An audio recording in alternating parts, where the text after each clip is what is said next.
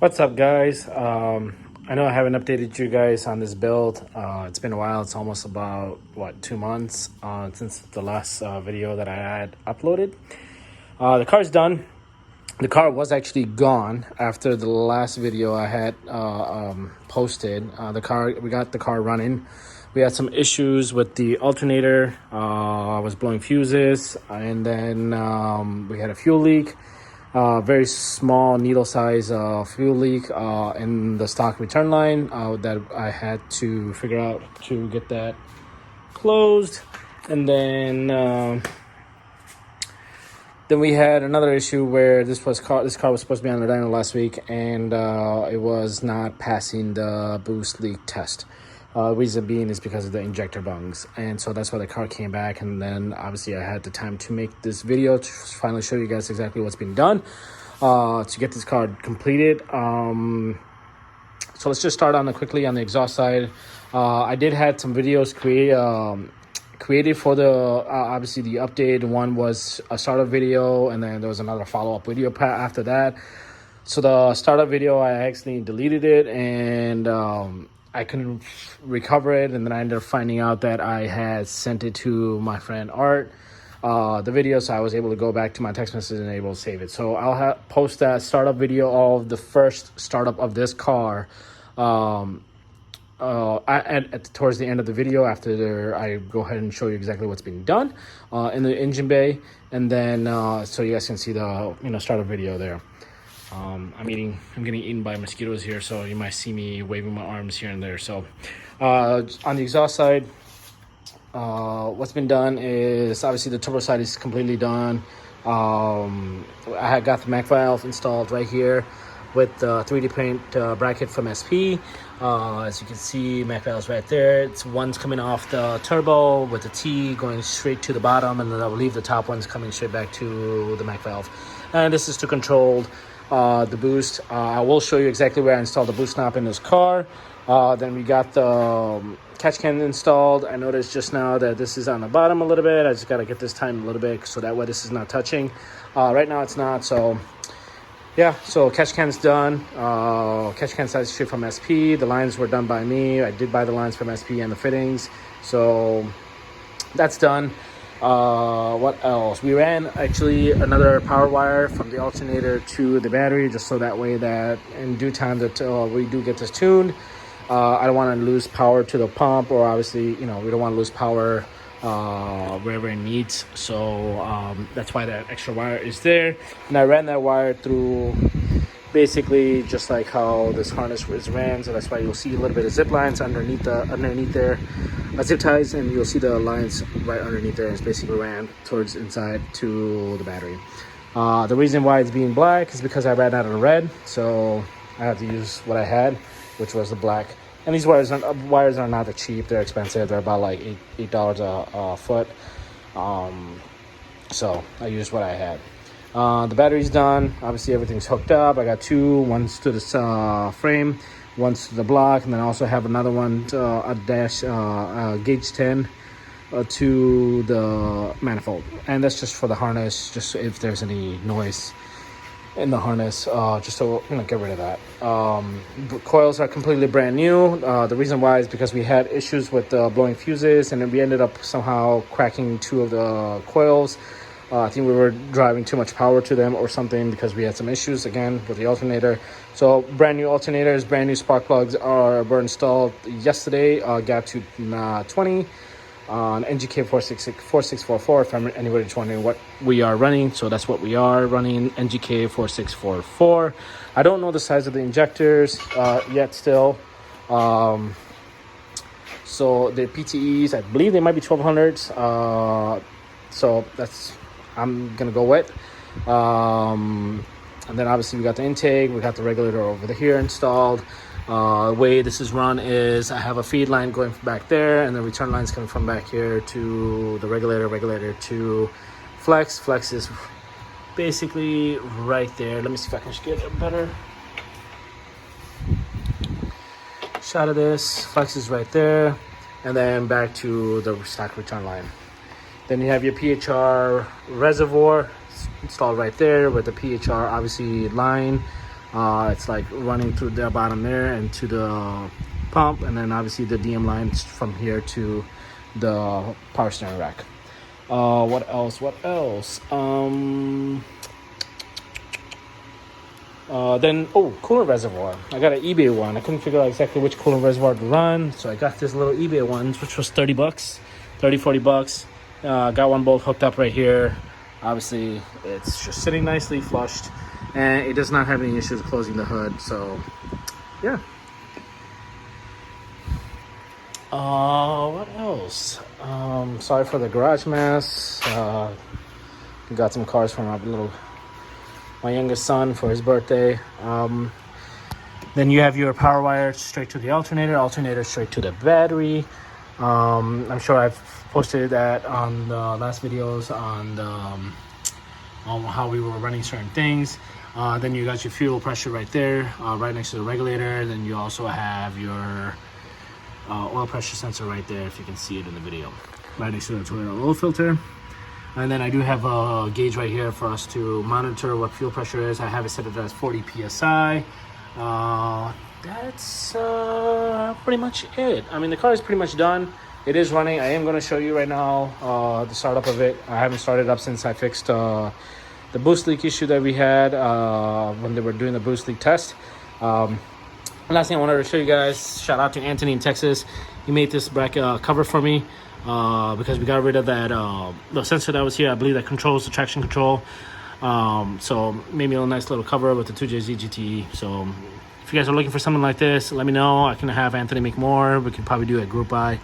I thought it turned out pretty great. It looks pretty nice, and it's 3D printed. So yeah, just a nice little walk around before I go ahead and start the car.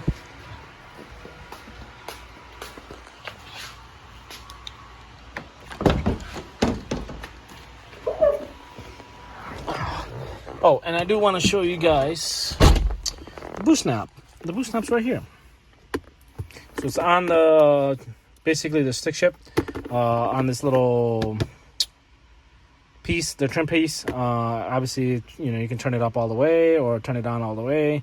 I did test it. It is getting full 5 volt.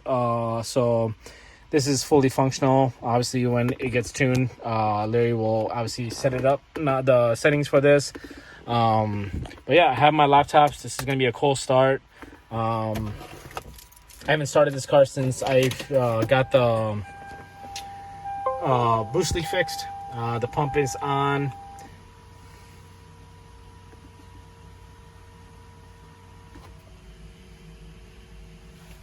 Just waiting for it to load.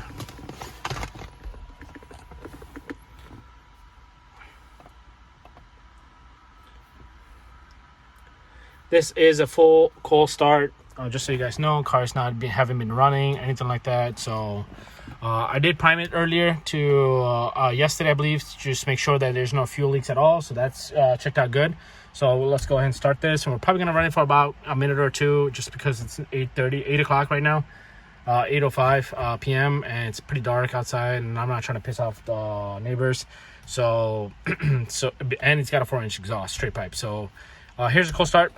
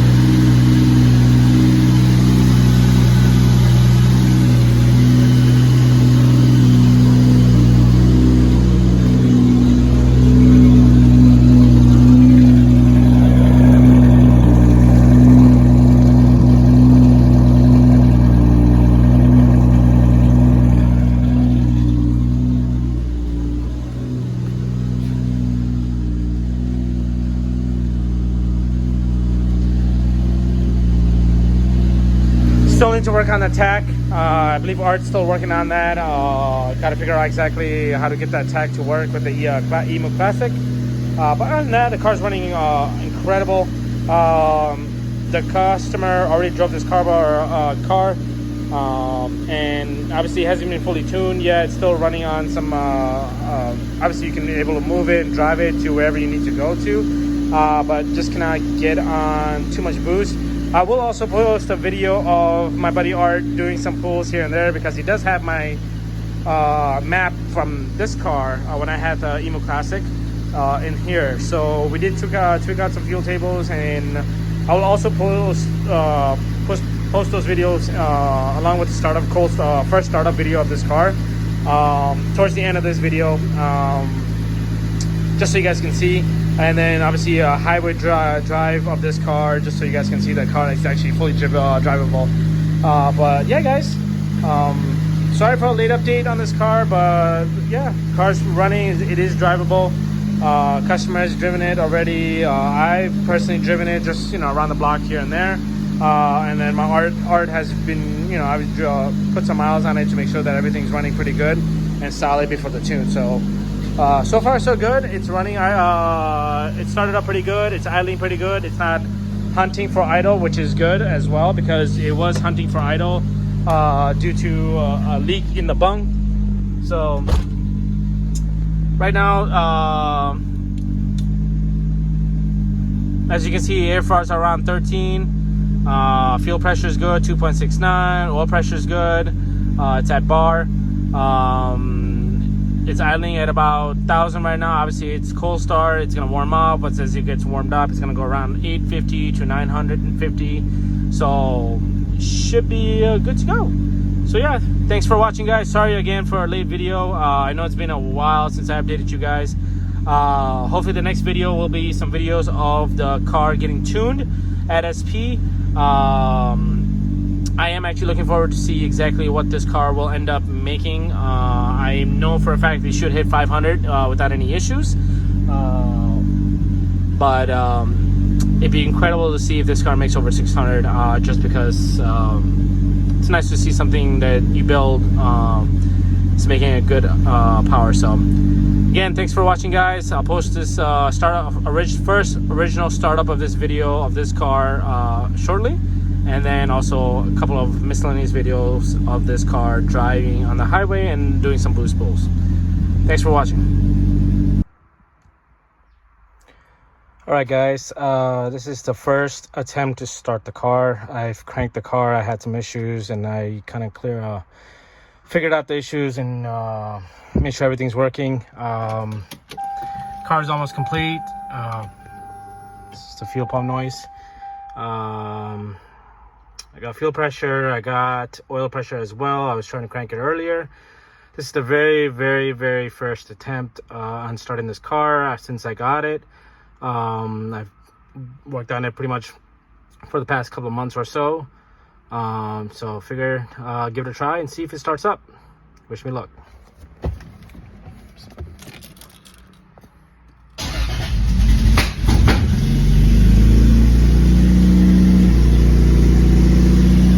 All right, started on first try.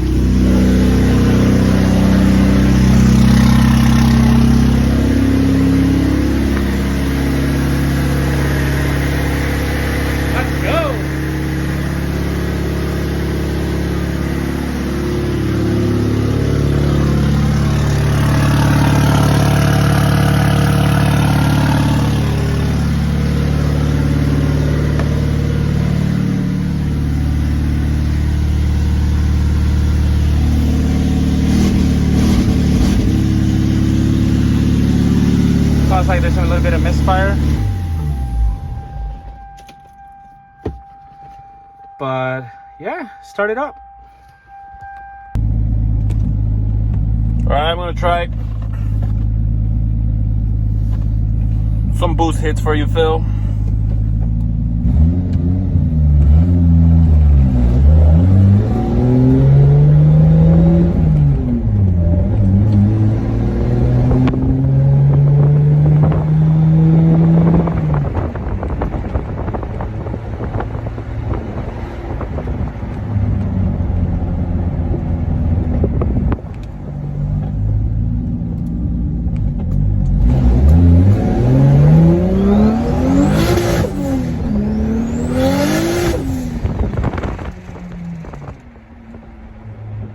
watching.